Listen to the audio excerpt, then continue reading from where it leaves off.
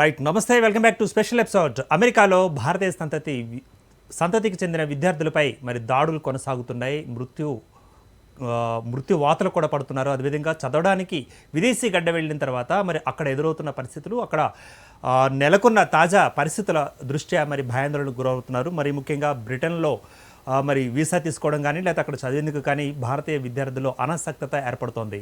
మరి భయాందోళనలు కల్పించే ప్రాంతం ఎందుకు అలా మారింది, అదేవిధంగా రాజకీయ సామాజిక పరిస్థితులు ఎటువంటి అక్కడ పరిస్థితులు నెలకొని ఉన్నాయి అన్న అంశాలు ఇప్పుడు మనం చర్చించేందుకు సిద్ధంగా ఉన్నాం. మనతో పాటు సిద్ధంగా ఉన్నారు federation of NRI cultural association international president doctor Varaprasad గారు ఉన్నారు. వరప్రసాద్ గారు నమస్తే అండి. రైట్, మరి వీరితో పాటుగా ఎన్ఆర్ఐ కెనడా నుంచి సురేందర్ రెడ్డి గారు కూడా మనతో పాటు జాయిన్ అయ్యారు. సురేందర్ రెడ్డి గారు నమస్తే అండి. నమస్తే అండి. రైట్ అండి, ముందుగా సురేందర్ రెడ్డి గారు, మీరు ఆల్రెడీ కెనడాలో ఉన్నారు, ఎన్ఆర్ఐగా ఉన్నారు కాబట్టి మరి యూసీఏఎస్ ఇచ్చిన తాజా గణాంకాలలో అండర్ గ్రాడ్యుయేట్ కోర్సుల్లో 4% భారతీయుల దరఖాస్తులు కూడా, అంటే విద్యార్థుల యొక్క దరఖాస్తులు కూడా తగ్గాయి. అదేవిధంగా గ్రాడ్యుయేట్ వీసా పథకంపై సమీక్షలు ఇవన్నీ కొనసాగుతున్నాయి. ప్లస్ ఒక పక్క దాడులు కొనసాగుతున్నాయి. జాతి అహంకార దాడులా, లేకపోతే మరి ఒకవేళ దేశంతో చేస్తున్న దాడులా, కాకతాళికంగా జరుగుతున్న దాడులా, ఏం జరుగుతుందంటారు అసలు అక్కడ? ఓకే, అందరికీ నమస్కారం అండి. మరి వరప్రసాద్ గారికి, బండారు దుర్గా ప్రసాద్ గారికి థ్యాంక్ యూ ఫర్ కాలింగ్ మీ. యాక్చువల్గా నేను ఉండేది యూకేలో అండి. Present UK and US, Canada వీటిలో ఉన్న నాకున్న అవగాహన ప్రకారం నేను కొంత వివరించడానికి ప్రయత్నిస్తాను.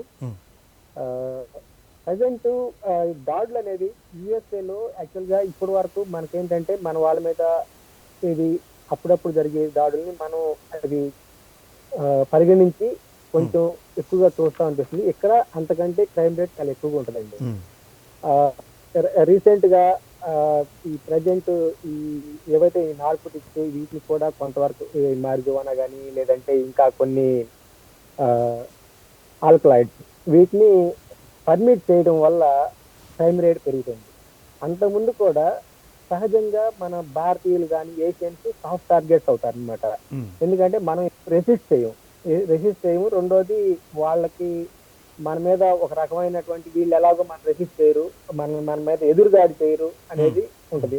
మన వాళ్ళు వచ్చిన వాళ్ళంతా చాలా మీక్ గా మన పని మనం చేసుకుందాం, మనం చదువుకోవడానికి వచ్చాం చదువుకుందాం, లేదంటే మనం ఖర్చు పెట్టి వచ్చాం ఆ ఖర్చుకు తగ్గట్టు మనం ఏదైనా పార్ట్ టైం జాబ్ కానీ ఏదైనా చేసుకొని మన పని మనం చేసుకుని పోదాం అనే తత్వమే మన దగ్గర ఎక్కువ. అంతేగాని రిటాలియేషన్ దాడులు చేయడం కానీ లేదంటే వాళ్ళ మీద అటాక్ చేయడం కానీ ఇలాంటి వాటికి మన వాళ్ళు ఎప్పుడు ఆలోచించరు అనమాట. ఎంతసేపటికి మీట్ షాప్ లాగా గల్లా.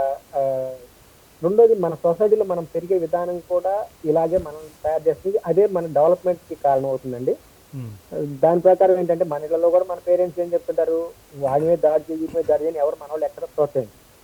దాని ప్రకారం రెండోది మనం ఎంత పెద్దవాళ్ళమైనా కానీ మన పేరెంట్స్ అనేవాళ్ళు మనం ఎప్పుడు మన చిన్నపిల్లలాగా చూస్తుంటారు, మనల్ని కనిపెట్టుకొని చూస్తుంటారు. మనకు ఆ తరహా మనకి ఉంటుంది. అదే వెస్ట్రన్ కల్చర్ లో దాదాపు 16 సంవత్సరాలు దాటితే కొన్ని ఫ్యామిలీస్ లో అయితే ఇంట్లో ఉండి రెంట్ కూడా కట్టాల్సిన పరిస్థితి అనమాట.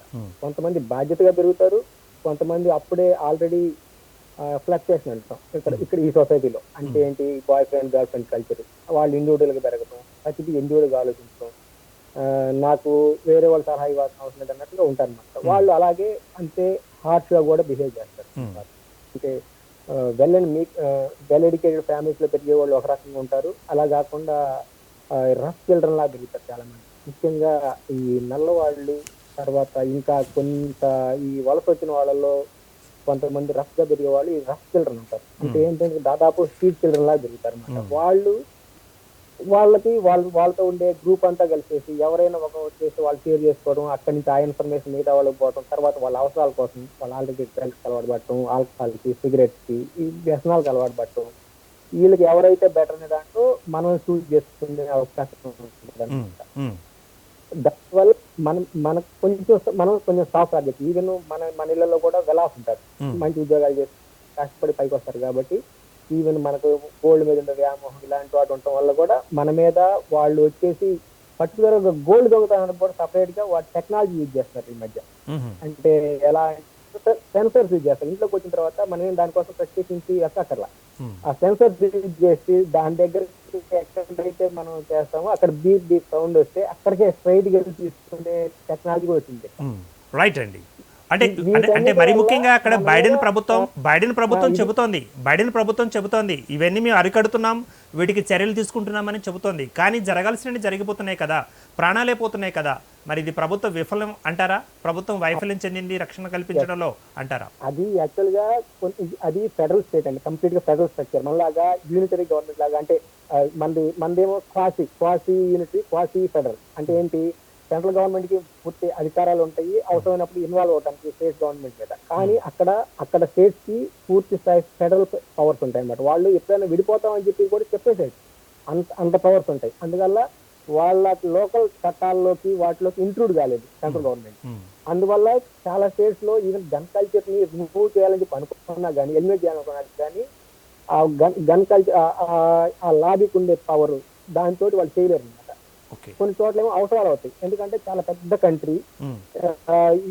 ఎవరైనా వాళ్ళని సేఫ్ గార్డ్ చేసేవాళ్ళు కానీ, లేదంటే ఈ డిఫెన్స్ ఫోర్సెస్ కానీ, పోలీస్ కానీ, వీళ్ళు వెళ్ళే లోపు అక్కడ ఏమైనా అనర్థాలు జరుగుతాయని చెప్పేసి. రెండోది యానిమల్స్ అటాక్స్, పెద్ద పెద్ద ఎస్టేట్లు ఉంటాయి. వాటన్నిటిలో కొన్ని చోట్ల అవసరం ఉంటుంది. నువ్వు బహిరంగ మార్కెట్ లో ఆ గన్ కల్చర్ అలౌ చేయడం అనేది, తర్వాత ప్రజెంట్ ఈ మార్కెట్ ద్రవ్యాల మీద కొంత నియంత్రణ ఎత్తేయడం అనేది, దీనివల్ల క్రైమ్ రేట్ చాలా ఎక్కువ అండి కంపారిటివ్లీ. మనకంటే చాలా ఎక్కువ ఉంటుంది కానీ బయటకు ఇదంతా. అందువల్ల ఇది మన కోసమే ప్రత్యేక చెప్పం. కానీ మీరు అన్నట్టు మొదట్లో మీరు చెప్పినట్టు కదా, కొన్ని కాకతాళీయంగా జరుగుతాయి, కొన్ని ఏమో మనం టార్గెట్ గా చేస్తున్నారు. అది మన మీద చేస్తున్నట్టు కాదు, అక్కడ ఇంకా ఎక్కువ క్రైమ్ రేట్ ఉంటుంది. అదంతా మనకి బయటికి ఎక్స్పోజ్ కాకపోవడం వల్ల మనం ఒక చెప్పడం బాగా యూనివర్సిటీస్ లోనే స్కాలర్షిప్ ఇవన్నీ తీసుకుంటాం కానీ, వాటికి ట్రై చేయడం కానీ, లేదంటే జాబులు ఎక్కువగా పగల టైం చేసేసి ఒంటరిగా రాత్రిపూట రాకుండా ఉంటాం కానీ, వెళ్ళేటప్పుడు ఒక ఇద్దరు ముగ్గురు కలిసి ఒక గ్రూప్ గా వెళ్తాం కానీ, ఎక్కడైతే క్రైమ్ రేట్ ఎక్కువ ఉంటుందో ఈ డౌన్ టౌన్ ఏరియాలు కానీ వాటిలో జాగ్రత్తగా ఉండడం అనేది. రెండోది, ఏదైనా వచ్చి ఇమీడియట్ గా జేబులో ఉన్న 10, 20, 50 ఈ డాలర్లు వాళ్ళు ఫిక్స్ చేసేస్తే వాళ్ళు ఎవరు మన జోలికి రారండి. ఓకేనండి, రైట్. 1 సెకండ్ అండి. రైట్, డాక్టర్ వరప్రసాద్ గారు, మీరు federation of NRI cultural association international ప్రెసిడెంట్గా ఉన్నారు. మరి ఇప్పుడు జరుగుతున్న నేపథ్యాల పట్ల, కార్యకలాపాల పట్ల, ఇది జరుగుతున్న మరణకాండ పట్ల మీ యొక్క స్పందన ఏంటంటారు? అవునండి, ఇది ప్రస్తుతము అమెరికాలో ఉన్నటువంటి అన్ని స్టేట్లలో కాకుండా కొన్ని స్టేట్లలో పర్టికులర్గా జరుగుతుంది. ఈ దారుణాలు నా 2004లో నేను ఉన్నప్పుడు చూసినట్లయితే చిన్న చిన్న దొంగతనాలు జరిగేది షాప్స్లో. అప్పుడే ఎంతో ఆశ్చర్యంగా చెప్తున్నాం, అయ్యో అమెరికాలో కూడా ఇప్పుడు ఈ షాప్స్లో దొంగతనం కూడా జరుగుతుంది కదా అనుకునేవాళ్ళు. కాలము ఎంతో మార్పును తీసుకొచ్చింది. కరోనా తర్వాత ఒక కాలం అయిపోయింది, కరోనాకు ముందు ఒక కాలం అయిపోయింది. ఈ కాల మార్గాలను అనుసరించి జనాలు కూడా వికృతంగా తయారు కావడం జరుగుతుంది. మనకు భారతీయ సంస్కృతి సంప్రదాయాలు మనకు ఒక నిబద్ధతతోటి, ఒక నియమంతో, ఒక రాబోయే ఫ్యూచర్లో మనకు ఘనమైన విజయాలు సాధించడం కోసం, చదువు కోసం, విద్య కోసం, అన్ని రకాల బాగుపడడం కోసం, డెవలప్మెంట్ కోసం అనేది మన సనాతన ధర్మం నుంచి వస్తూనే ఉన్నాయి, ఈ కార్యక్రమాలు జరుగుతూనే ఉన్నాయి. మనం చిన్నప్పుడు స్కూల్లో చదువుతున్నప్పుడు మన గురువులు, మన టీచర్స్ మనకు మొదటి నుంచి కూడా మనకి అరే ఇట్లా ఉండాలిరా, అట్లా చదువుకోవాలరా, ఈ విధంగా పైకి రావాలరా, కమ్యూనిటీ డెవలప్మెంట్ కావాలరా, శాంతితో ఉండాలిరా, ఎవరితో పోవద్దని మనకు చిన్నప్పటి నుంచే అది మనకు నూరిపోసారు. మన గ్రంథాలు అదే చెప్పాయి, మన సనాతన ధర్మం అదే చెప్పింది, భారతీయ ధర్మం అదే చెప్పింది, మన ఇంట్లో తల్లిదండ్రులు కూడా అదే చెప్పారు. మనకు ఎదుట ఓడికి వెళ్ళకూడదు, మనకి ఎంతో మన ప్రాణాపాయ స్థితి వస్తేనే తిరగబడాలి అని చెప్పేసి మొదటి నుంచి మన పురాణాలు, గ్రంథాలు, మన సంస్కృతాలు, మన సంస్కృతి సంప్రదాయాలు మొదటి నుంచి చెప్తున్నాయి. భారతదేశంలో ఉన్నటువంటి విద్యార్థులు ఈ కాలంలో ఎంతో సౌమ్యంగా ఉంటున్నారు, అబ్జర్వ్ చేస్తూనే ఉన్నాం. మనం ప్రపంచంలో ఉన్నటువంటి ఆ దేశాల్లో ఉన్న యువకులతో కంపేర్ చేసుకున్నట్లయితే మన దేశంలో ఉన్న యువకులు కొంతమంది మంచిగానే ఉన్నారు, బాగానే ఉన్నారండి. వాళ్ళు ఏం చేస్తున్నారంటే తమ బాగు కోసం, డెవలప్మెంట్ కోసం, ఇంకా ఇంజనీరింగ్ అయిపోగానే ఇంకా వేరే సంస్థల్లో జాయిన్ కావడం కోసం, ఆర్థికంగా డెవలప్ అయిన దేశాలు, అమెరికా లాంటి దేశాలు, యూకే లాంటి దేశాలు, జర్మనీ లాంటి దేశాలు, తర్వాత ఇటలీ లాంటి దేశాలు, తర్వాత మన ఈ విధంగా ఆర్థికంగా బలమైనటువంటి ఎకనామిక్ డెవలప్డ్ కంట్రీస్కి మన వాళ్ళు పోతూనే ఉన్నారు. ఇప్పుడు కొత్తగా ఏం పోవట్లేదండి, కాకపోతే సంఖ్య ఈ మధ్య ఎక్కువ పెరిగింది. ఈ పెరగడంలో ఏమైందంటే మన విద్యార్థులు ఇప్పుడు చైనాది మన యాక్చువల్గా చైనా ఫస్ట్ లీడ్లో ఉండేది కరోనా ముందు. తర్వాత ఇప్పుడు ఇండియన్స్కి ఈ అమెరికన్ కాన్సులేట్ ఎక్కువ వీసాలు ఇవ్వడము, మన దగ్గర ఉన్న విద్యార్థులు చాలా మంది అమెరికాకి వెళ్ళడము, ఆ అక్కడ వెళ్ళిన తర్వాత వెళ్ళి కాలేజీలో జాయిన్ అయిన తర్వాత పరిస్థితులు ఎట్లా ఉన్నాయి, అక్కడ ఎటువంటి పరిస్థితులు ఉన్నాయి, అక్కడ కల్చర్ ఎట్లా ఉంది, అక్కడ విద్యార్థులు ఏ విధంగా వాళ్ళతో మనం కలిసిమెలిసి ఉంటున్నాము అనేది కొంత జాగ్రత్త వహించాల్సిన పరిస్థితి వచ్చింది. ఆర్థిక పరిస్థితులు ఎకనామికల్లీ చాలా తేడాలు వస్తున్నాయి అమెరికాలో. ఒకప్పుడుతో కంపేర్ చేస్తే ఈ రోజు నాడు అమెరికాలో సగటు మనిషి యొక్క జీవన విధానం మారిపోయింది. అక్కడ కూడా ఎకనామిక్ డెవలప్మెంట్ డౌన్ ఫాల్ కావడము, అక్కడ ఉన్న ఆర్థిక కష్టాలు రావడము, అక్కడ ప్రభుత్వాలు కూడా విపరీతమైనటువంటి అప్పుల బారిన పడిపోవడము, కావలసిన వసతులు మిగతా జనాలకి అంతగా సమకూర్చలేకపోవడం అనేది చాలా ముఖ్యంగా జరుగుతుంది. అయితే భారతదేశం నుండి వెళ్ళినటువంటి మన స్టూడెంట్స్ ఈ మధ్య 2004 రిపోర్ట్స్ తీసుకున్నట్లయితే మన భారతదేశం నుంచి విద్యార్థులలో వివేక్ సైని అని, సమీర్ ఖామత్ అని, అకుల్ ధావన్ అని, నీల్ ఆచార్య అని, ఖజారియా సాహా అని, తర్వాత అరిత్రియా బసు అని, వరణ్ మనీష్ అని చెప్పేసి వ్యక్తులు ఈ 2004లో అత్యంత కిరాతకంగా దారుణంగా చంపబడ్డారు వీళ్ళు. అదేవిధంగా మన తెలంగాణ ప్రదేశానికి ఆంధ్రప్రదేశ్ చెందినటువంటి గట్టు దినేష్, నీలేష్, తర్వాత జాహ్నవి అనే అమ్మాయిని కూడా దారుణంగా హత్య చేయడం జరిగింది. ఇంత ఘోరమైనటువంటి విషయం ఏంటంటే వివేక్ సైని అనే విద్యార్థిని అమెరికాలో ఉన్నటువంటి ఒక హోమ్లెస్ పర్సన్ 50 సార్లు సుత్తతో కొట్టి మరీ చంపడం జరిగింది. మరి దీన్ని మనం ఏమనాలి? అంటే దీన్ని జాతి వివక్షగా తీసుకోవచ్చు అంటారా, లేకపోతే భారత సంతతిపై చూపిస్తున్న ద్వేషం అనొచ్చు అంటారా? అవునండి. ఎక్కడ జరుగుతుందంటే అత్యంత ముఖ్యంగా భారతదేశం నుంచి ఉన్నటువంటి ప్రతి వ్యక్తి చాలా క్రమశిక్షణగా ఉంటారు, చాలా డిసిప్లిన్గా ఉంటారు. సొసైటీలో కలిసి వాళ్ళ కుటుంబం వాళ్ళతో కలిసి ఉండడానికి వాళ్ళు ప్రయత్నిస్తారు. అయితే అక్కడ జరుగుతున్నటువంటి ఈ తారతమ్యాలు, అక్కడ జరుగుతున్నటువంటి ఎకనామికల్లీ డిఫరెన్సెస్, అక్కడ ఉన్నటువంటి మన భారతీయ తెలివితేటలు, అక్కడ ఉన్నటువంటి మన భారతీయుల సంస్కృతి సంప్రదాయాలు చూసి వాళ్ళు ఓర్వలేకపోతున్నారని నేను చెప్తున్నాను. అది కాకుండా ఇంకా అక్కడ ఉన్నటువంటి ప్రాబ్లం ఏముంటుందంటే మనం పుట్టినప్పటి నుండి కూడా 15 ఏళ్ల దాకా మన తల్లిదండ్రుల సంరక్షణలో ఉంటాము. మనకు ఆర్థిక అవసరాలు, మనకు కావాల్సినటువంటి బట్టలు, పుస్తకాలు, మనకు కావాల్సిన చదువు, ఫీజులు, మనకు కావాల్సినటువంటి ఇతర వ్యవహారాలు కన్న తల్లి కన్న తండ్రి దగ్గర ఉంచుకొని ప్రతిదీ సమకూర్చి పెడతాడు. ఇక్కడ ప్రతి ఒక్కరిని అదే జాగ్రత్తగా చూసుకుంటారు. పిల్లవాడు చదువు అనేది అత్యంత ప్రాథమికమైన హక్కుగా మన తల్లిదండ్రులు భారతీయ సంస్కృతి సంప్రదాయాలు నేర్పిస్తున్నారు మనకు. ఆ దేశంలో చాలా మటుకు ఒక వ్యక్తి పెళ్లి చేసుకున్న 2 పిల్లలను కన్న తర్వాత విడాకులు ఇవ్వడము, అట్లా జంటుకు జరగడము, లేడీస్ జరగడము, తర్వాత అమ్మాయి కూడా చేసుకున్న పెళ్లిలు 3 సార్లు 4 సార్లు పెళ్లి చేసుకుని పిల్లలను కనడము, వీళ్ళందరినీ కూడా ఈ గవర్నమెంట్ సంబంధించినటువంటి అనాథ శరణాలకు పంపించడము, వాళ్ళ జీవితం అంతా అక్కడే గడపడము, వాళ్ళకు ఒక కల్చర్ అంటూ, ఒక సంస్కృతి సంప్రదాయం అంటూ, వాళ్ళ ఒక విద్యా బుద్ధులు అంటూ కొంతకాలం వరకు మంది ఎంతవరకు చేయగలుగుతారు? ఇతర గవర్నమెంట్ అఫీషియల్స్ కొంతవరకు చేయగలుగుతారు దాన్ని. కాకపోతే తల్లిదండ్రుల బాధ్యత చాలా ఎక్కువ ఉంది. తల్లి తండ్రి లేనప్పుడు ఏముంటుంది? మనిషికి ఏ విధంగా ఉంటుంది? తన సుఖం తెలియదు, తన బాధ తెలియదు, తన రోగం తెలియదు, తను ఎవరితో మాట్లాడ తెలియదు, ఎవరి ఒళ్ళో కూర్చోవాలి, ఎవరితో కూర్చొని మాట్లాడాలి, ఎవరు మన తల్లి మన తండ్రి, ఏ విధంగా మనకు రేపు రాబోయే డెవలప్మెంట్ ఏ విధంగా ఉంటుంది, మనం ఎట్లా ఆలోచించాల్సినటువంటి అవసరం రావట్లేదు అక్కడ పిల్లలకు. సింగిల్ పేరెంట్ ఉంటే ఉంటారు, లేకపోతే ఈ అనాథ శరీరాలనే పెరగడం. అనాథ శరీరం పెరిగిన వాళ్ళు అక్కడ క్రమశిక్షణ ఉంటుందా అంటే ఏముంటుంది? 16 ఏళ్ళు 18 ఏళ్ళు వచ్చిన తర్వాత ఫ్రీడమ్ ఉంటుంది.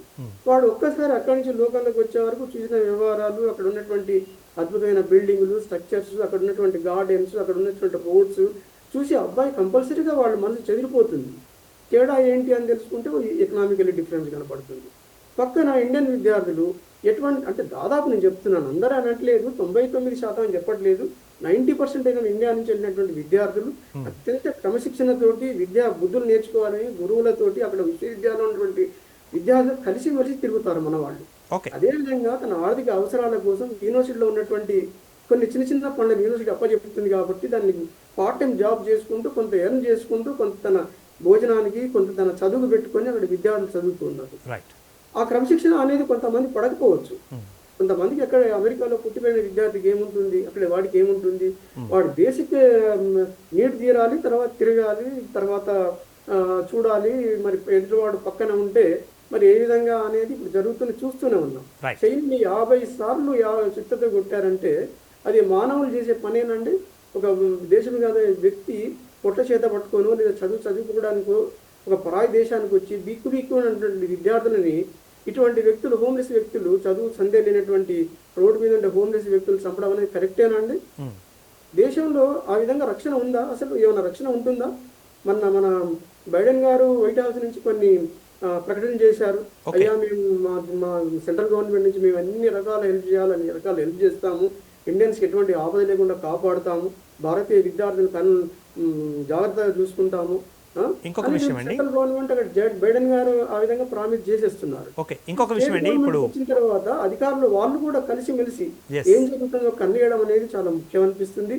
భారతీయ విద్యార్థుల ప్రాణాలు కాపాడాల్సిన అవసరం ఉంది. వాళ్ళు మనకే కాదు, అమెరికాలో ఉన్నటువంటి ఏ దేశాల్లో ఉన్నటువంటి భారతీయ విద్యార్థులు కూడా అక్కడ ఉన్నటువంటి ప్రభుత్వాలకు, అక్కడ ఉన్నటువంటి ఎకనామిక్ డెవలప్మెంట్కి, అక్కడ ఉన్నటువంటి విద్య, ఆరోగ్యము అన్నిటికీ వీళ్ళు ఆర్థికంగా ఏదో విధంగా హెల్ప్ చేస్తూనే ఉన్నారు. ఆ దేశాల యొక్క మనుగడకు, ఆ దేశాల అభివృద్ధికి మన ప్రతి ఒక్క విద్యార్థి, అక్కడ ఉన్నటువంటి ప్రతి ఒక్క ఎన్ఆర్ఐ వాళ్ళ ఎకనామీ కోసం వాళ్ళు కట్టే ట్యాక్సులు, వాళ్ళు చేసే ఉద్యోగాలు, వాళ్ళు చేసే వ్యాపారాల నుంచి ఆర్థికంగా ఎంతో అమెరికన్ గవర్నమెంట్ కానివ్వండి, అదర్ గవర్నమెంట్ కానీ అందుతూనే ఉంది. కానీ ఇంత క్రమశిక్షణతో ఉన్నటువంటి విద్యార్థుల్ని, ఇంత క్రమశిక్షణతో ఉన్నటువంటి మన ఎన్ఆర్ఐస్ని కాపాడుకోవడం అందరి బాధ్యత. మన భారతీయ ప్రభుత్వం కూడా ఒకసారి బైడెన్ గారు కానీ, స్టేట్ గవర్నమెంట్స్తో కానీ మాట్లాడి ఎటువంటి నిర్ణయాలు తీసుకుంటే బాగుంటుంది, ఎటువంటి రక్షణ కల్పిస్తే బాగుంటుంది, విద్యార్థులు మనం ఏ విధంగా కాపాడుకోవాలి అనేది చాలా ముఖ్యమైన విషయం అండి. ఒకసారి ప్రాణం పోతే ఇక్కడ ఇండియాలో ఉన్నటువంటి తల్లిదండ్రులు మీకు తెలిసిందే, ఆ దేశంలో అంత స్పందించలేకపోవచ్చు, స్పందించవచ్చు. కానీ అదే మన భారతదేశంలో ఇంటి నుంచి ఒక ప్రాణం పోయిందంటే ఇంట్లో ఉన్నటువంటి అందరూ విలవిలలాడే పరిస్థితి, గోడుగోడుని ఏడ్చే పరిస్థితి, ఆర్థికంగా కుంగిపోయే పరిస్థితి. కొంతమంది ఉద్యోగాలు మానేసి కూడా వాలంటీర్ రిటైర్మెంట్ తీసుకొని ఇంట్లో ఉంటున్నారు. ఇటువంటి పరిస్థితి ఏ తల్లిదండ్రులకు రాకూడదు, ఏ విద్యార్థికి రాకూడదు, ఏ ఎన్ఆర్ఐకి రాకూడదు. వాళ్ళందరినీ కూడా మన అందరం కడుపులో పెట్టుకొని రక్షణగా చేయించుకోవాలి. మనకు కావాల్సినటువంటి హక్కులు ఏమున్నాయి, అక్కడ మనకు కావాల్సిన పోలీస్ డిపార్ట్మెంట్ ఎటువంటి అవకాశాలు మనకు దొరుకుతాయి, మనం ఎటువంటి ఇన్ఫర్మేషన్ వాళ్ళు పాస్ చేయాల్సిన అవసరం ఉంటుంది.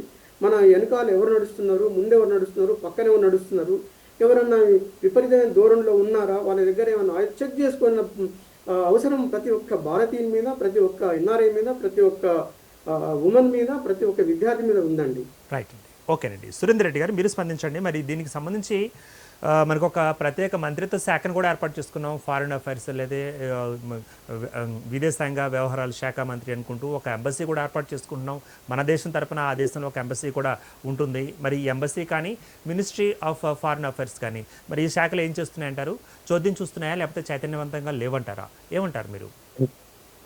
ఇవి ప్రజెంట్ ఏదైనా ఇష్యూస్ వచ్చినప్పుడు మాత్రమే కొన్ని అంశాలని పొందుపరుచుకుంటా వాటిని ఫర్దర్ గా అమెండ్మెంట్ చేసుకుంటా వెళ్తుంటాయండి. ఇప్పుడు దాకా ఈ కాంప్రహెన్సివ్ స్టడీ చేసేసి ఏమి అవసరం, ఏంటి, ఎంత అవసరం అనేది ఇలాంటి పూర్తి అవగాహనతో మంత్రివర్గం పనిచేస్తుందని చెప్పి అంటే వాటిలో విధి విధానాలు ఉండుండొచ్చు, కానీ ఆ స్థాయిలో అని చెప్పి నేను అనుకోవట్లేదు.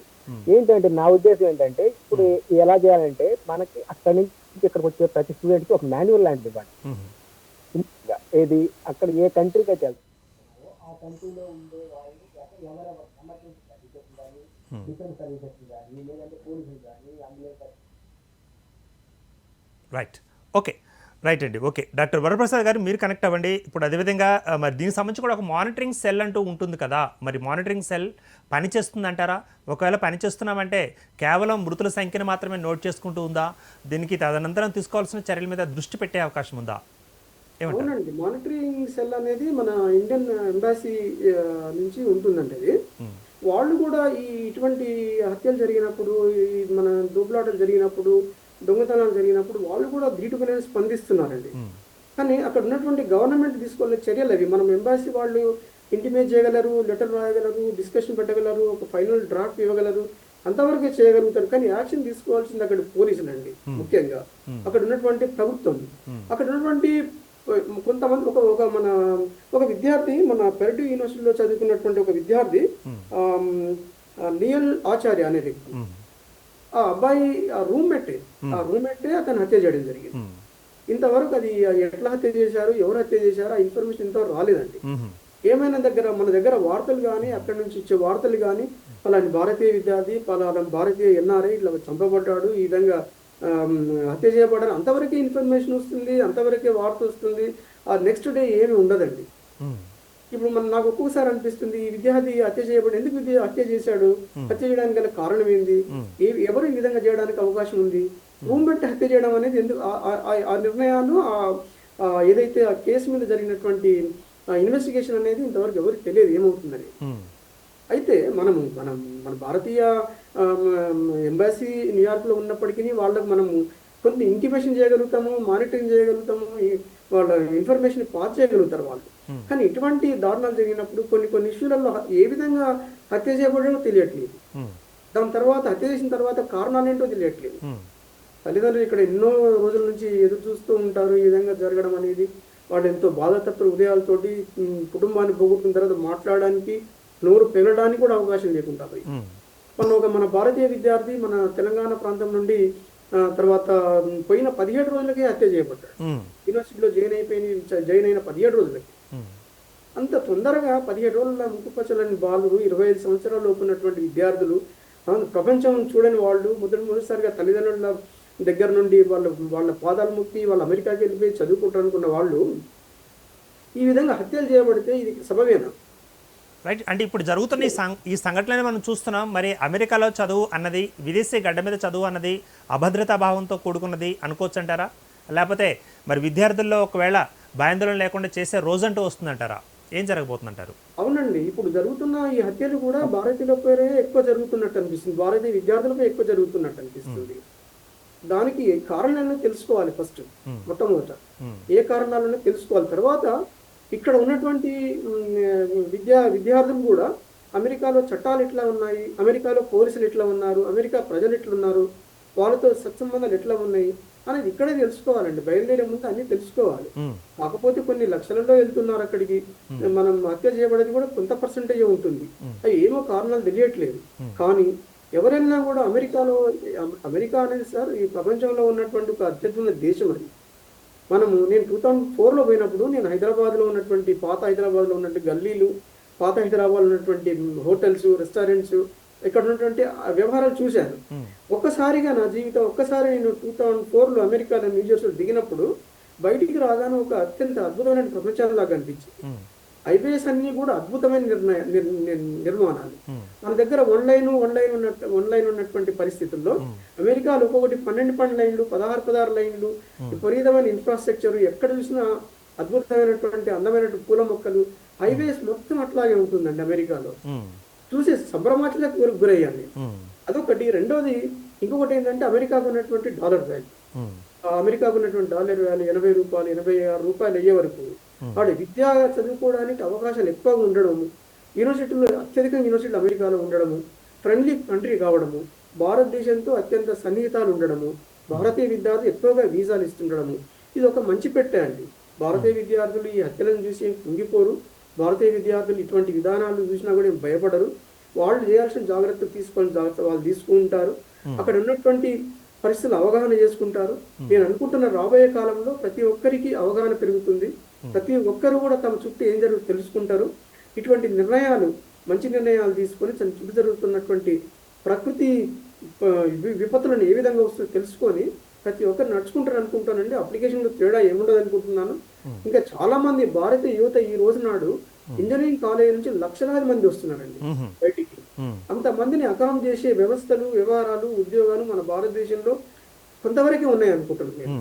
మన దగ్గర ఉన్నటువంటి వనరులు, మన దగ్గర ఉన్నటువంటి అత్యధికమైనటువంటి యువత, వాళ్ళు అభివృద్ధి కోసం, వాళ్ళ బాగు కోసం, వాళ్ళ తపన కోసం, వాళ్ళకి అవకాశాల కోసం, ఎక్కడైతే మంచి ఉందో, ఎక్కడ అద్భుతాలు జరుగుతాయో, ఎక్కడ పరిశోధనలు ఉన్నాయో తెలుసుకోవడం కోసం భారతీయ విద్యార్థి ఎప్పుడు ఆగట్లేదండి. ఇంకా ఇది పెరుగుతూనే ఉంటుంది, తగ్గే అవకాశం లేదు.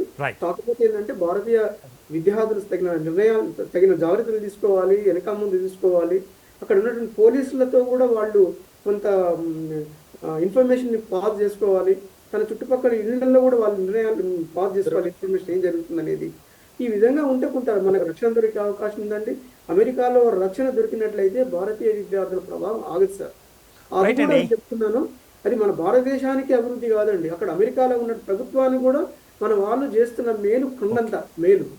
మీరు ఏ డిపార్ట్మెంట్ తీసుకోండి, పరిశోధన తీసుకోండి, వాళ్ళకు ఉన్నటువంటి నాశనం తీసుకోండి, అభివృద్ధి తీసుకోండి, కంప్యూటర్ సెంటర్ తీసుకోండి, సిఇఓలను తీసుకోండి, ఇంజనీర్స్ని తీసుకోండి, ఈవెన్ డ్రైవర్స్ని తీసుకోండి, షాపులలో తీసుకోండి, భారతీయుల దగ్గర ఉన్నటువంటి నిబద్ధత, వాళ్ళ దగ్గర ఉన్నటువంటి ధర్మం, వాళ్ళ దగ్గర ఉన్నటువంటి మంచితనం, వాళ్ళు మాట్లాడే విధానం, వాళ్ళు కలిసిమెలిసి ఉండే విధానం, అది ప్రతి ప్రపంచంలో ఉన్న ప్రతి ఒక్కరికి అది అర్థమవుతుంది. ఇప్పుడు ప్రతి ఒక్కరు తెలుసుకుంటున్నారు భారతీయత అంటే ఏంటి, భారతీయ విద్యార్థులు అంటే ఏంటి అని. చాలా మిగతా కంట్రీస్ కూడా కెనడాని ఎప్పుడైతే మన డోర్స్ బంద్ అయ్యాయో, అయ్యా మీరు కెనడా పోండి మా దేశం రాండి అని చెప్పి ఐర్లాండ్ ఓపెన్ చేసింది. ఐర్లాండ్ లో ఈ రోజు నాడు వాళ్ళు గ్రీన్ సిగ్నల్ చూపించి మరి భారతీయ విద్యార్థులు రమ్మని చెప్తున్నారండి. ఇటువంటి ఇష్యూలు కూడా జరుగుతూనే ఉన్నాయి. రైట్. ఈ ఘటనల మీద స్టూడెంట్స్ సంబంధించిన పేరెంట్స్ ఏమంటున్నారు, వాళ్ళ యొక్క మనోభావాలు ఎలా ఉన్నాయండి? ఈ విషయం జనరల్గా అండి నేను కూడా చూస్తున్నాను. ఈ వీసా వచ్చిన తర్వాత ఫస్ట్ ఈ తల్లి తండ్రి వాళ్ళ అన్నదమ్ములు అక్కచెల్లెళ్ళు వాళ్ళ బావలు వీళ్ళందరూ ఒక గ్రూప్ లాగా తయారై భగవంతుని దగ్గరికి వెళ్తున్నారండి. భగవంతుని ప్రార్థిస్తున్నారు, అయ్యా మా కొడుకు ఇంటి దగ్గర జాగ్రత్తగా కాపాడుకున్నాము, 20 ఏళ్ళు కాపాడుకున్నాము, పరాయి దేశంలోకి వెళ్ళిపోయారు, పరాయి దేశంలో అడుగు పెడుతున్నారు, అక్కడ కల్చర్ తెలియదు, అక్కడ విధి విధానాలు తెలియదు, మావాడిని కాపాడి రక్షించే ప్రభు అని చెప్పి వేడుకుంటున్నారు. విద్యార్థి అక్కడ పోయిన తర్వాత ఘోరమైన విషయాలు, 17 రోజులకే విద్యార్థి చనిపోయిన వార్త వస్తే తల్లిదండ్రులు తట్టుకుంటారండి? తల్లిదండ్రులు ఆ వేదన వాళ్ళు భరించగలుగుతారా? ఇక్కడ ఉన్నటువంటి ప్రభుత్వాలు కొంత డబ్బు సహాయం చేసినా కూడా తట్టుకోగలుగుతారా వాళ్ళు? వాళ్ళు ఆల్రెడీ ఇప్పుడు ఇక్కడి నుంచి వెళ్తున్న విద్యార్థుల వయసు 20-25 ఏళ్ళు ఉంటే వాళ్ళ తల్లిదండ్రుల వయసు దగ్గర 60 ఏళ్ళు ఉంటుందండి. వాళ్ళు రిటైర్మెంట్ అయ్యే స్టేజ్లో ఉంటున్నారో, లేకపోతే వాళ్ళు ఇంకా కొంత ఇంకా సర్వీస్లో ఉండే స్టేజ్ ఉంటున్నారో, కానీ ఈ వార్తలు విన్న తర్వాత కుప్పకూలిపోతున్నారు. ఆ కుటుంబమే కుప్పకూలిపోతుంది. కుటుంబాలు వేరే వాళ్ళతో మాట్లాడలేరు, మాటలు కూడా బంద్ చేసే పరిస్థితి సార్. ఇప్పుడు ఆ వేదనని భరించలేని వేదన ఉన్నది, అది కుటుంబ సభ్యులకే అనుభవిస్తున్నారు అది.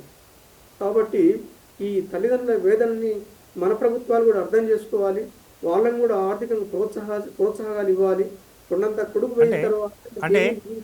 అంటే వరప్రసాద్ గారు రాష్ట్ర ప్రభుత్వాలు కూడా ఆయా రాష్ట్ర ప్రభుత్వాలు కూడా స్పందించాలన్నది మంచి ఆలోచన. కానీ అంటే చేతులు కాలక ముందు ఆకులు పట్టుకోవడం ఒక మనకు సామెత ఉంది కదా, చేతులు కాలిన తర్వాత ఆకులు పట్టుకోవడం కాకుండా అతి జాగ్రత్తగా మరి భారతీయ సంతతిని ఇక్కడి నుంచి అక్కడ పంపడం, అక్కడ పంపించిన తర్వాత మళ్ళీ వచ్చేంత వరకు కేర్ తీసుకోవడం అన్నది రాష్ట్ర ప్రభుత్వాలు కూడా తీసుకుంటే బాగుంటుంది కదా. ఆ మేరకు వాళ్ళు దృష్టి పెడితే బాగుంటుంది అన్నది బయట వినిపిస్తున్న వ్యాఖ్య. మీరేమంటారు దీనికి కామెంట్? అవునండి, రాష్ట్ర ప్రభుత్వాలు చాలా ముఖ్యం సార్. ఎందుకంటే ఈ రాష్ట్రాల నుంచి భారతదేశం నుంచి అందరు వెళ్తున్నా, కలెక్టివ్ వెళ్తున్నా కూడా ఒక్కొక్క రాష్ట్రానికి ఒక్కొక్క బాధ్యత ఉంటుందండి. మనం ఎన్నో సంఘటనలు చూస్తున్నాం. ఇప్పుడు మన భారతదేశంలో తెలంగాణ, ఆంధ్ర అనేవి 2 ప్లేసెస్ అండి అత్యధికంగా అమెరికాకు పంపిస్తున్నటువంటి 2 స్టేట్స్. ఈ స్టేట్స్ లో కూడా ఈ గవర్నమెంట్ ఉంది, ఆ గవర్నమెంట్ ఉంది. 2 గవర్నమెంట్లు ఫండ్స్ అన్నీ కూడా విపరీతంగా మనకు పంచడం జరుగుతుంది, ప్రజలలో పంచడం జరుగుతుంది. అదేవిధంగా ఒక సెక్షన్ అట్లా ఉంటే రెండో సెక్షన్కి ₹1 కూడా విడుదల చేయట్లేదండి. కన్సర్న్ డిపార్ట్మెంట్స్ అసలు ఉన్నాయా లేవో కూడా తెలియదండి.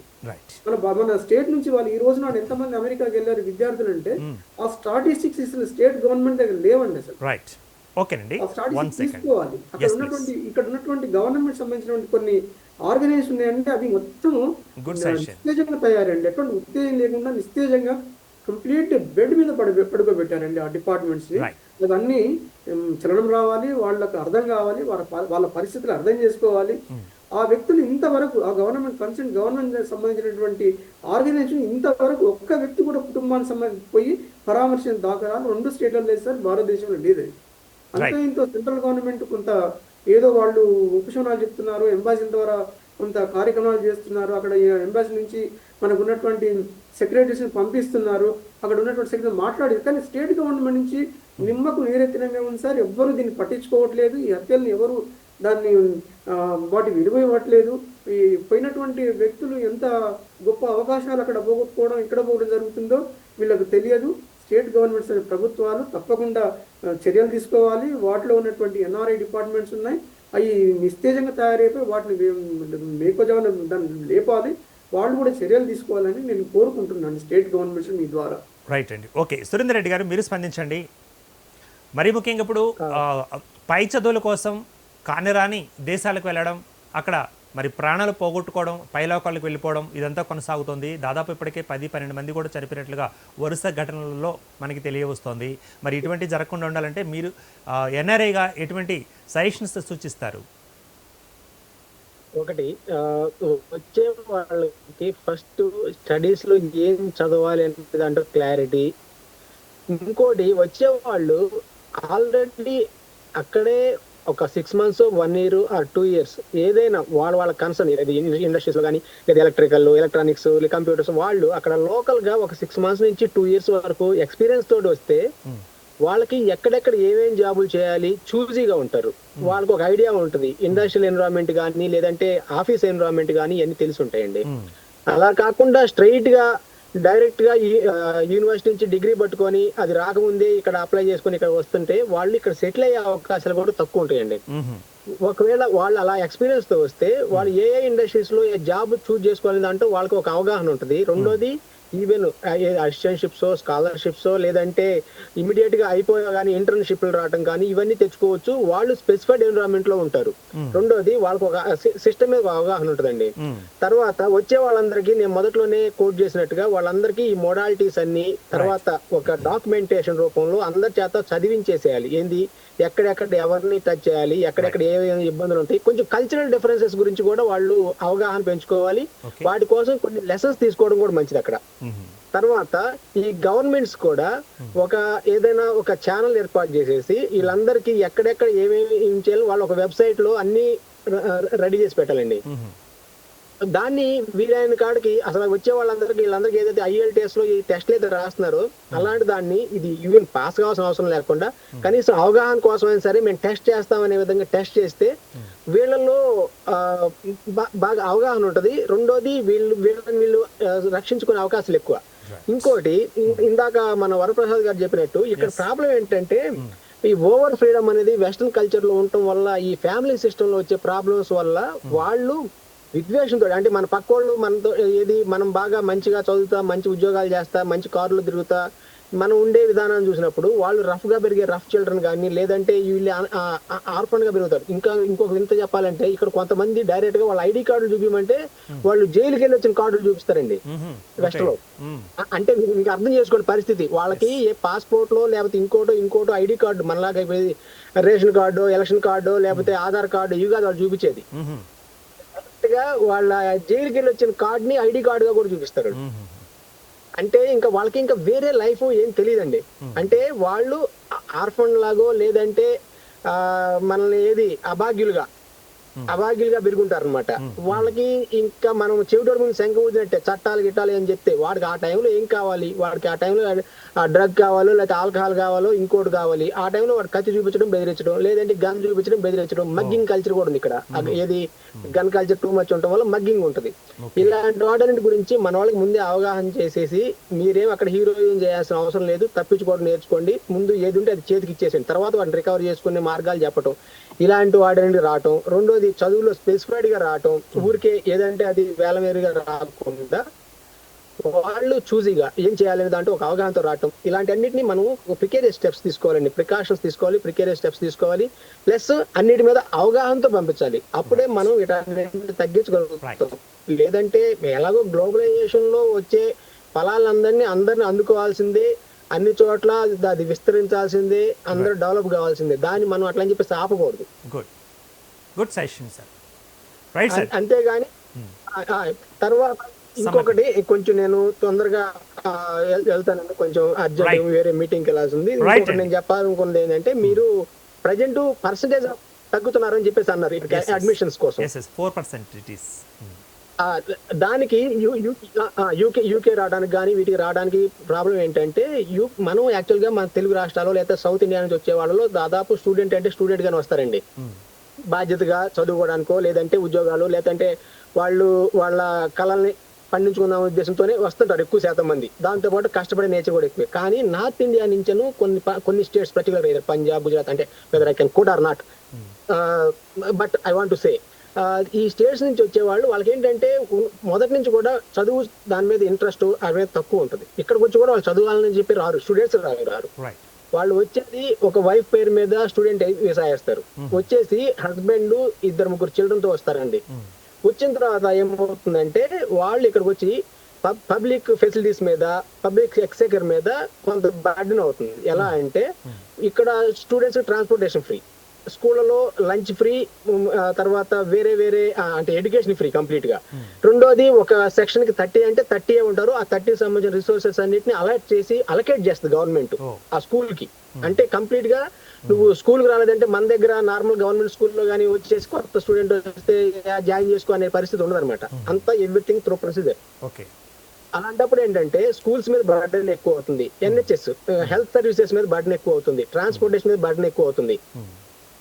వీటన్నిటి వల్ల ఏం చేశారంటే రీసెంట్ గా గవర్నమెంట్ కొంతవరకు డిపెండెన్స్ తెచ్చుకోవద్దు అని చెప్పేసి అన్నారు అనమాట స్టూడెంట్స్. అంటే పిహెచ్డి స్టూడెంట్స్ రియల్ స్టూడెంట్ వాళ్ళు తెచ్చుకోవచ్చు, పిహెచ్డి స్టూడెంట్స్ అలౌడే. మన వాళ్ళంటే ఎలాగో బ్యాచిలర్స్ నుంచి మాస్టర్స్ కి వస్తారు కాబట్టి వాళ్ళకి ఇబ్బంది లేదు. దీంతో ఏమవుతుందంటే పర్సంటేజ్ తగ్గిస్తారు ఆటోమేటిక్ గా. డిపెండెన్స్ రాకపోతే వాళ్ళు వచ్చేదే ఉద్దేశం ఏంటంటే ఇక్కడ వచ్చి ఎలాగో సెటిల్ అవ్వాలని వస్తారు నార్త్ ఇండియా నుంచి. వాళ్ళు వచ్చేసి ఏ పని ఏం చేస్తారు అన్నిటి. రెండోది లోకల్ జాబ్స్ కూడా లేకుండా పోతాయి అనేది వీళ్ళ ఉద్దేశం అనమాట. ఈ విధానాల వల్ల వాళ్ళు కొంత స్ట్రిక్ట్ డెసిషన్ తీసుకుంటున్నారు. ఇలా వచ్చేసి పబ్లిక్ ఎక్స్పెండిచర్ మీద బర్డెన్ ఎక్కువ అవుతుంది కాబట్టి ఆటోమేటిక్ గా ఈ డిపెండెన్స్ అనేది. రెండోది వీళ్ళు క్యాష్ ఇన్ హ్యాండ్ జాబ్స్ చేస్తే గవర్నమెంట్ కి ట్యాక్స్ కట్టేది కూడా తక్కువ ఉంటుంది అనమాట. అందువల్ల అది గవర్నమెంట్ అడ్మినిస్ట్రేటివ్ నిర్ణయం. రైట్ అండి. అలా కాకుండా స్టూడెంట్స్ కి అయితే ఏమాత్రం అన్యాయం జరిగింది నేను అనుకోనండి. దీనివల్ల రియల్ గా రావాలనుకున్న స్టూడెంట్స్ కి ఓకే వాళ్ళు వచ్చే వాళ్ళందరికీ వీటన్నిటి మీద అవగాహన కల్పిస్తే మనం సేవ్ చేసుకోగలుగుతాం. రెండోది వాళ్ళు స్పెసిఫైడ్ గా గ్రో అవడానికి మంచి ఛాన్సెస్ ఉంటాయి. వాళ్ళ పేరెంట్స్ కూడా ఎలాంటి ఇబ్బంది లేకుండా మా పిల్లలు బాగా చదువుతున్నారు మంచిగా ఉన్నారని చెప్పేసి అనే ఉద్దేశంతో వాళ్ళు భరోసా కొనగలుగుతారండి. అలా కాకుండా ఎక్కడంటే ఏదంటే ఏ ఏరియాలో అంటే ఆ ఏరియాలో రెంట్ కి తక్కువ వస్తున్నానో లేదంటే ఇంకా అంటే వాళ్ళ పరిస్థితులను బట్టి అలా ఉండటం వల్ల ఈ దాడులు జరగడానికి ఎక్కువ ఉంటుంది అనమాట. ఓకేనండి, థ్యాంక్ యూ. అందువల్ల చూజీగా రావాలండి. థ్యాంక్ యూ అండి. Thank you. Okay right, thank you much అండి for the participation. Surender Reddy గారు వీరు ఎన్ఆర్ఐ కెనడా నుంచి మాట్లాడడం జరిగింది. అదేవిధంగా డాక్టర్ వరప్రసాద్ గారు వీరు federation of NRI cultural association international ప్రెసిడెంట్గా ఉన్నారు. వారు కూడా తమ యొక్క అభిప్రాయాన్ని వ్యక్తీకరించారు. మరి మొత్తంగా ఇక్కడి నుంచి పై చదువుల కోసం విదేశాలకు వెళ్ళినప్పుడు మరి ప్రాణాలు పైలో కలగబోతున్న పరిస్థితులు ఏర్పడుతున్నాయి కాబట్టి అక్కడే ప్రభుత్వాలు జాగ్రత్తలు తీసుకోవాలి. అదేవిధంగా అక్కడ ఉండే ఇక్కడి దేశానికి సంబంధించిన ఎంబసీలు కూడా జాగ్రత్తలు తీసుకోవాలి. వీటితో పాటుగా మరి మినిస్ట్రీ ఆఫ్ ఫారిన్ అఫైర్స్ అంటూ మరి ఇంకో శాఖ కూడా మంత్రిత్వ శాఖ ఉంటుంది కాబట్టి వారు కూడా చొరవ తీసుకోవాలి. వీటన్నిటికంటే ముందు మరి ఆయా రాష్ట్ర ప్రభుత్వాల నుంచి ఆయా రాష్ట్రాల నుంచి విద్యార్థులు అక్కడికి వెళ్తున్నారు కాబట్టి రాష్ట్రాలు కూడా మరి వెళ్ళేటప్పుడు వచ్చేంత వరకు కూడా ఎంతో కొంత బాధ్యత వహించాలి. వీటి తర్వాత మరి తల్లిదండ్రులు కూడా తమ విద్యార్థులు అంటే తమ యొక్క బిడ్డలు అంత దూరం వెళ్ళవలసిన అవసరం ఉందా లేదా అన్నది కూడా ఒకసారి ఆలోచించుకోవాలి. అదేవిధంగా అక్కడికంటే వెళ్ళిన తర్వాత అక్కడ కూడా విద్యార్థులు అక్కడ విద్యార్థులుగా ఉన్నప్పుడు మరి అక్కడ కూడా పరిస్థితులను అవగాహన పరుచుకొని చాలా జాగ్రత్తగా మసులుకోవాల్సిన పరిస్థితి ఏర్పడుతుంది అంటూ కూడా వక్తలు తమ యొక్క అభిప్రాయాన్ని వ్యక్తీకరించారు. ఇది ఇవాల్టి స్పెషల్ ఎపిసోడ్. మరో ఎపిసోడ్ మళ్ళీ కలుద్దాం. అంటే కీప్ వాచింగ్ మాస్టర్ టీవీ. స్వేచ్ఛకు సంకేతం.